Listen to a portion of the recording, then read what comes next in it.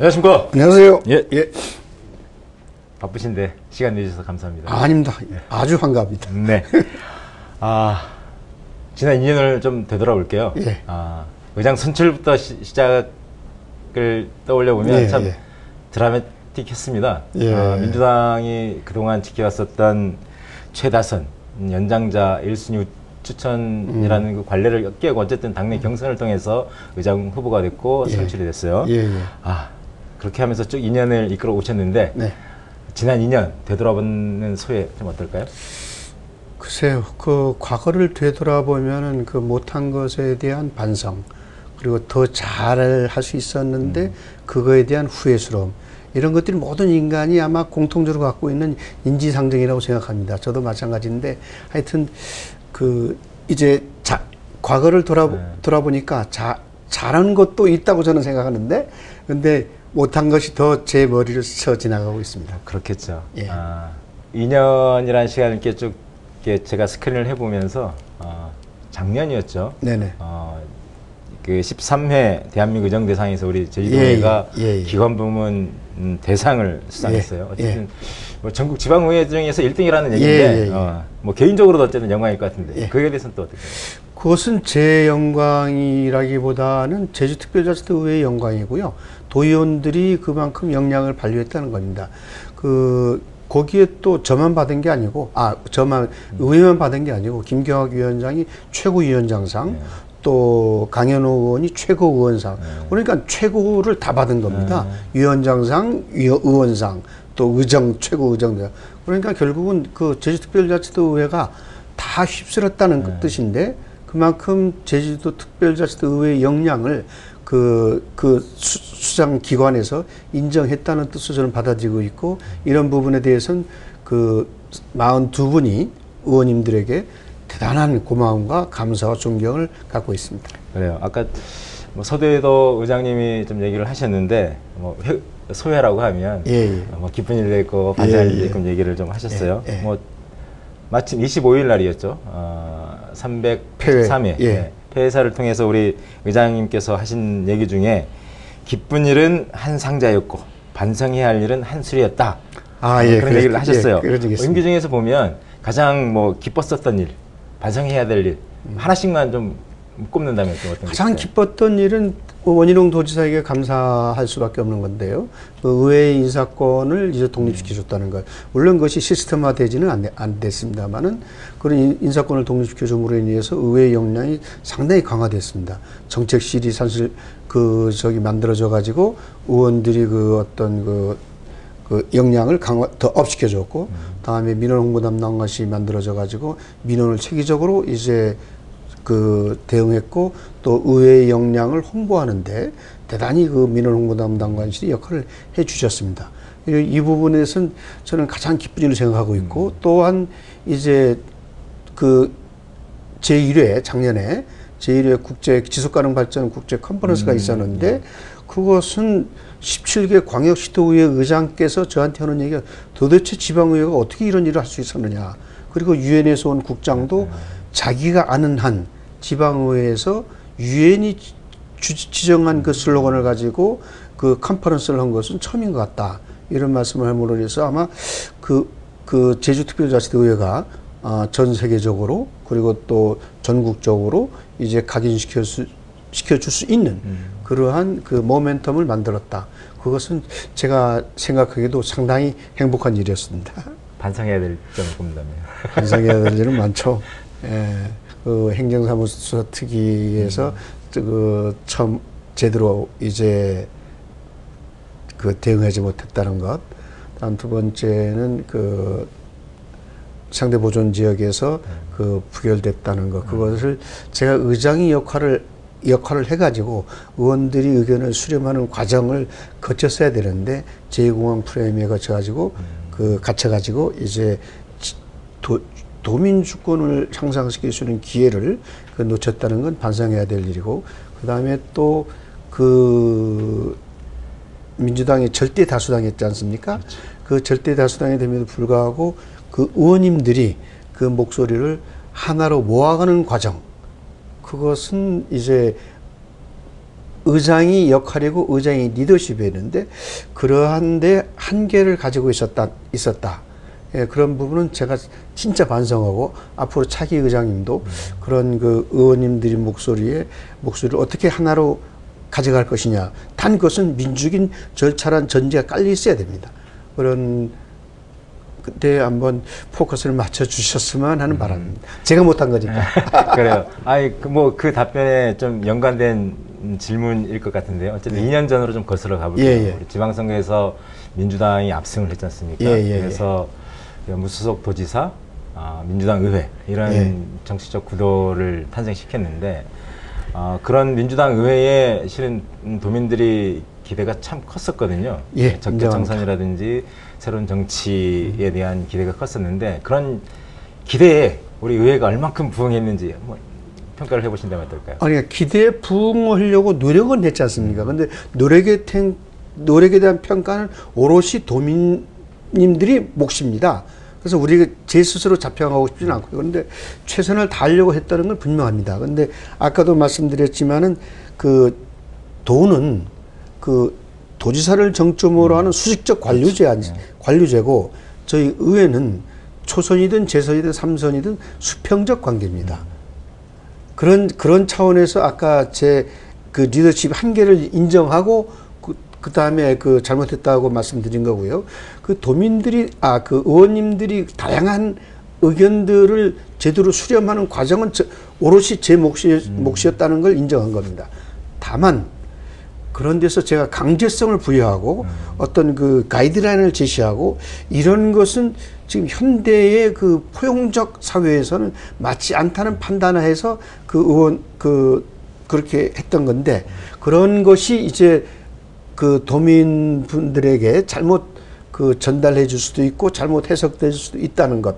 그래서 이제 그 내부적으로 그것을 이제 서로 이제 통합해 나가고 하나의 의견으로 이끌어 나가야 되는데 그렇지 못했다는 걸 제가 말씀드린 겁니다. 그래요. 뭐 그거는 우리 의회 내부의 얘기일 수 있는데 또 다른 얘기를 하자면 그러면 길 건너편 우리 집행부와의 관계를 좀 한번 볼게요. 아까도 얘기했지만 지방선거의 결과물은 무소속 도지사 그리고 민주당 절대다수가 차지하는 민주당 의회 이렇게 좀 요약을 할 수 있는데 그러다 보니까 이게 어쨌든 기관 대립형 우리가 이 구조 속에서 집행부를 너무 이렇게 비토하는 거 아니냐 이런 나름대로 우려도 도민사는 좀 있었거든요. 근데 의장님께서 개원사를 할 때 얘기를 보면 집행부와의 생산적인 갈등 그리고 균형 있는 협치라는 이렇게 단어를 좀 썼어요. 근데 이 두 단어가 함의하는 의미가 상당할 것 같은데 그런 의미에서 본다라고 하면 우리 집행부의 관계 지난 2년 어땠는지요? 생산적인 갈등을 일부러 하려고 했던 건 아니고요. 근데 이제 아까도 우리 조 국장께서 얘기했지만은 제주도 의회와 집행부는 기관 대립형입니다. 기관 대립형이기 때문에 그 90%가 잘했더라 하더라도 1%의 잘못한 걸 지적하는 게 저는 의회의 역할이라고 보고 의회의 본연이 자세라고 봅니다. 다만 그 갈등이 측면에서 본다면은 그 지사의 정치 철학과 저희 정치 철학이 충돌하는 지점이 있었습니다. 그 충돌하는 지점을 갈등이라고 얘기한다면 저도 뭐 할 말은 없고요. 다만 그것은 갈등이라기보다는 그 지사와 의장이 그 바라보는 어떤 정책을 바라보는 관점이 서로 틀렸다면 그것을 이제 정책 협의라든지 이런 걸 통해서 이제 그 완충을 해 나가야 되는데 근데 그 정책 협의의 그 조례의 단점이 뭐냐니까 양 기관이 그 의제에 대해서 협의를 해야 돼요. 동의를 해야 된다는 뜻입니다. 그래서 제가 무수히 그 계획사나 폐회사회 때 상설 정책 협의를 개최하자고 얘기했지만은 도가 거부했던 겁니다. 도가. 그래서 그러한 그 상설 정책 협의를 통한 어떤 그 생산적 갈등을 이제 그야말로 생산적으로 만들어내기 위한 그런 과정이 생략됨으로 인해서 이제 그 도민들이 우려를 이제 낳게 만들었고 그것은 오롯이 의장과 지사의 책임이라고 저는 생각하고 있습니다. 그 점에서는 반성하고 있고 잘못했다는 말씀을 말씀드리는데 이건 뭐 지사의 책임이라고 올곧게 지사의 책임만으로 돌리고 싶지는 않습니다. 그 의제를 선정하는 데 있어 가지고 이제 좀 의회도 양보할 건 양보할 수 있었는데, 근데 그런 그 자리조차 만들지 못했다는 것은 그 어쨌든 그 양대 기관이 책임이라고 봐야 되겠죠. 그래요. 뭐 그 연장선인데요. 어쨌든 의장님께서는 뭐 선언적 협치가 아니라 제도와 절차에 따른 협치를 되게 중시를 했잖아요. 그래서 조례를 만든 것이고, 그럼에도 불구하고 어쨌든 지난 2년 동안 우리 상설정책협의회는 한 차례도 못 열렸습니다. 뭐 아까도 뭐 그 보안의 얘기 좀 있었습니다만은 뭐 이제는 뭐 의장이 아니더라도 평의위원으로서 뭐 입법권은 입법 뭐 활동은 여전히 할 것이기 때문에 그런 거와 관련된 나름대로 이렇게 보안 계획이라든지 이런 것 좀 있으신지요? 근데 그게 그 조례를 할 때 저는 이렇게 했었으면 좋았을 걸 하는 생각이 들었어요. 의회가 제시하는 안건과 이제 집행부가 제시하는 안건을 공동으로 논의해보자. 그 합의를 하기 전에 서로 테이블 위에 올려놓고서 얘기를 해보자. 이랬으면은 상설정책협의회가 좀 더 건설적으로 만들어지지 않았겠, 그 기능을 하지 않았겠느냐. 이런 생각을 해본 건 사실입니다. 조례 개정 사항인지는 모르겠는데 하여튼 그건 실무적인 차원에서 좀 협의하고 할 수 있으면 충분히 가능한 얘기인 것 같아요. 좀 민감한 이슈 한번 더. 괜찮습니다. 그 교육위원 제도에 대해서 한번 얘기를 해볼게요. 우리 지금 교육위원 자격 제한과 관련해서 지금 헌법소원 심판이 좀 진행되고 있는데요. 헌법재판소에서도 우리 제주도의 의견을 달라고 좀 요청도 좀 했었고, 그런데 단일 의견은 제출을 못하는 것 같습니다. 어쨌든 현재 결과에 따라서 지금 제주도에서 유일하게 남아있는 교육위원 제도의 존폐가 좀 달렸다라고 좀 볼 수 있는데요. 의장으로서는 지금까지 뭐 마련을 많이 아꼈을 것 같아요. 지금도 의장입니다. 뭐 나갈 때쯤 왜 그런 액션을 취할 수밖에 없었냐면 저도 개인적인 의견은 있습니다. 그럼에도 불구하고 그 정치 지도자가 지금 그 한 기관의 수장이 그 자기 의사를 이야기해서 찬반의 갈등을 일으킬 필요가 과연 있겠느냐는 게 제 생각이었고요. 그 다음에 이것은 정확한 가치의 문제입니다. 교육위원회의 존치를 바라보는 분들하고 폐지를 바라보는 분들이 가치 문제이기 때문에 이 가치를 하나로 묶는다는 건 그건 누구도 불가능할 거예요. 현실 사회에서는. 따라서 저는 그것을 의회에서 의결할 사항이 아니다.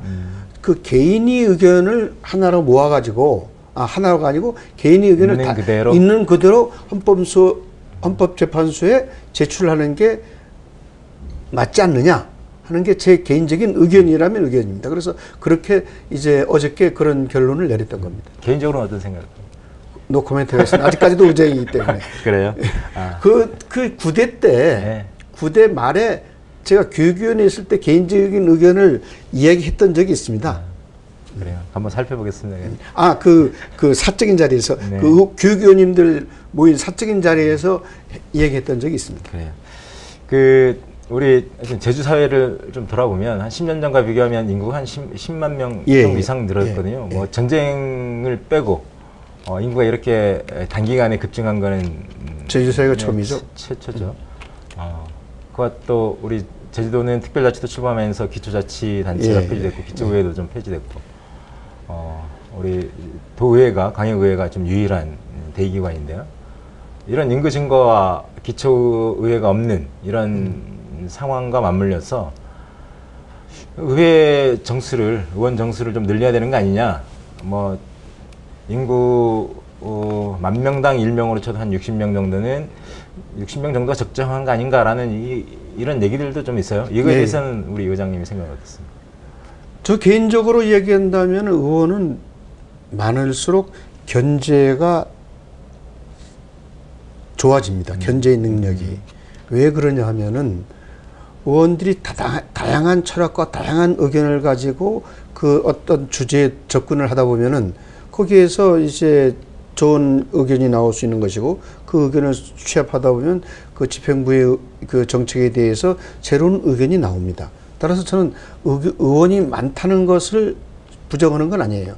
다만 정치는 현실의 문제이기 때문에 그 현실적인 문제 거기에는 이제 그 뭐 세금의 문제 또 여러 가지 이 문제가 들어가기 때문에 그것을 이제 어차피 우리는 중앙정부의 그 부분은 귀속되어 있다고 하나 마찬가지인데 그 중앙정부가 얼마나 이제 그 의견 교환이 이루어지고 의견의 일치가 이루어지느냐 이거에 따라서 달려 있다고 보겠습니다. 필요성은 인정하나. 예, 필요성적인 뭐 재원의 문제라는 정치는 현실의 문제이기 때문에 그래. 그 현실적인 거를 무시할 수 없다는 뜻입니다.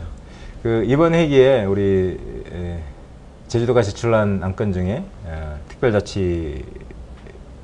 제주 특별법 7단계 제도 개선 과제에 대한 동의안이 좀 있었어요. 그리고 수정 의결을 했죠. 그 내용 중에 보면 행정시장 직선제가 좀 포함이 됐습니다. 지난해 한번 추진하다가 정부 입법이 좀 무산된 사례였거든요. 차제에 우리 기초자치 부활에 대한 도민사회 요구에 대해서는 뭐 어떻게 해야 되는지 우리 의회의 좀 스탠스가 상당히 좀 중요한데. 예, 그때 저 행정시장 직선제로 해서 의결을 해서 보내지 않았습니까? 근데 아까도 말씀드린 것 같은데 정치는 현실 문제예요. 그 현실을 움직일 수 있는 동인이 있느냐? 그럼 기초자치단체를 부활하는 게 과연 그러한 동력을 모멘텀이 있어야 될 거 아닙니까? 그런데 지금 대다수 여론은 기초자치단체는 부활하는 거는 여론조사 결과 데이터를 갖고서는 좀 낮은 게 아니고 아주 낮습니다. 그럼에도 불구하고 행정시장 직선제는 또한 아주 높은 것도 사실이고요. 다음 국회도 마찬가지입니다. 국회도 그 기초자치단체를 본인들이 폐지했단 말이에요. 본인들이 폐지했기 때문에 그걸 다시 또 부활시키는 그런 자기 부정의 역할을 국회가 하겠느냐. 폐지시켜 놓고 십몇 년도 안 돼서 다시 또 부활시켜 놓는다. 이것은 자기 모순에 걸려들기 때문에 국회가 하지 않으려고 저는 생각했고, 다음에 제가 알고 있는 민주당 채널을 통해서 몇몇 국회의원님들한테 그 컨택을 했더니 이분들도 그거는 힘든 정도가 아니고 불가능에 가깝습니다 라는 의견을 들었어요. 그 중진들한테. 그렇기 때문에 저도 그 도의회에서 기초자치단체를 부활하는 의원님들이 좀 많으셨음에도 불구하고 제가 그런 작업을 했던 겁니다. 현실적으로 불가능하다. 아까도 얘기했지만 현실에 대한 문제를 얘기를 하면 특별자치라는 거는 자치에서도 특별함을 부여하겠다는 거지 않습니까? 이게 특별자치의 유체가 뭐냐라고 하면 제가 보기에는 도민들의 자기 결정권이라고 그렇죠. 봐요.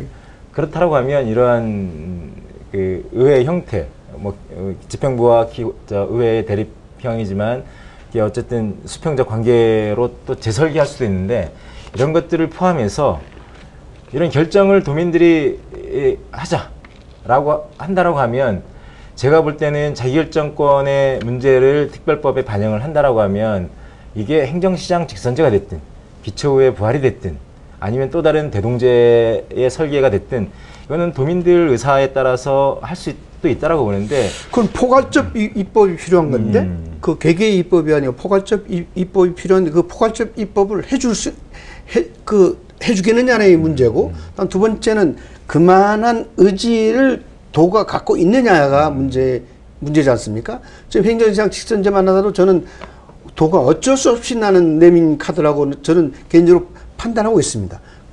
그런데 지금 지사가 지금 제왕적 권한을 갖고 있는데 그런 제왕적 권한을 스스로 내려놓으려는 그런 정치 철학과 정치적 의지가 있어야 돼요. 근데 과연 그러겠느냐? 그것도 정치 현실이지 않습니까?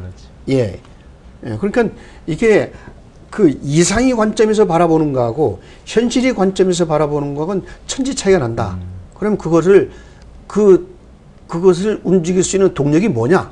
민심이라는 거죠. 그래요. 많은 얘기 좀 하셨는데요. 7월 1일. 얼마 안 남았습니다. 오늘 기준으로 하면 내일이고. 뭐 이게 보도가 언제 나갈지는 모르겠는데. 7월 1일이면 의장 신분이 아니라 이제 평의원으로 돌아가잖아요. 그럼에도 불구하고 2년이란 이제 의원으로서 임기가 남아 있는데 뭐 향후 남아있는 2년과 관련해서 나름대로 갖고 계신 계획이 좀 있으니까 마지막 질문. 예, 저는 뭐 그 의장 때 그 슬로건도 도민주권과 혁신의정이라는 그 슬로건은 뭐냐면 주권 재민이 원칙에서 도민주권이라는 얘기를 한 겁니다. 아까 자기 특별자치도라서 자기 결정권을 갖는 게 아니고 모든 도민, 모든 국민이 자기 결정권을 가져야 됩니다. 어떤 정책 결정이 있어가지고 따라서 그 정책에 도민이 참여함으로 인해서 그 참여하고 있다는 어떤 도민 의식, 그리고 참여함으로 인해서 그 정책을 이끌어냈다는 그 도민이 자부심, 자존감, 이것이야말로 앞으로 민주사회, 우리 사회가 해나갈 가장 중요한 과제라고 저는 생각하고 있습니다. 그런 측면에서 저는 앞으로도 계속 그렇게 노력할 것이고 그 의정 활동도 그렇게 해서 도민들의 평가를 받을 생각입니다. 그래요. 네, 지금까지 지난 2년간 11대 의회 전반기 의정을 이끌어 오신 김태석 의장님과 많은 얘기를 나눠봤습니다. 보기에 따라서는 잘했다는 평가를 내릴 수도 있고요. 잘 못했다는 평가를 내릴 수도 있을 겁니다. 촛불혁명이 이르는 정권교체를 토대로 2년 전 지방선거에서 압승한 더불어민주당. 이렇게 탄생한 민주당 의회의 적폐청산, 새로운 정치에 대한 도민들의 기대는 컸습니다. 기대가 커서일까요? 2년이 지난 지금 다수당 의회에 민주당 리더십에 의문을 제기하는 목소리도 만만치 않습니다. 물론 아직도 2년이라는 시간이 남아있습니다. 전반기 2년간 아쉬움을 뒤로하고 도민주권 실현, 혁신의정을 향한 여정은 계속돼야 할 것입니다. 7월 1일 백의종 군하는 김태석 의장, 이제는 중진 의원으로서 역할을 다시 기대해 볼까 합니다. 이상으로 이슈 인터뷰를 모두 마치겠습니다. 고생하셨습니다. 감사합니다. 예. 고맙습니다. 네.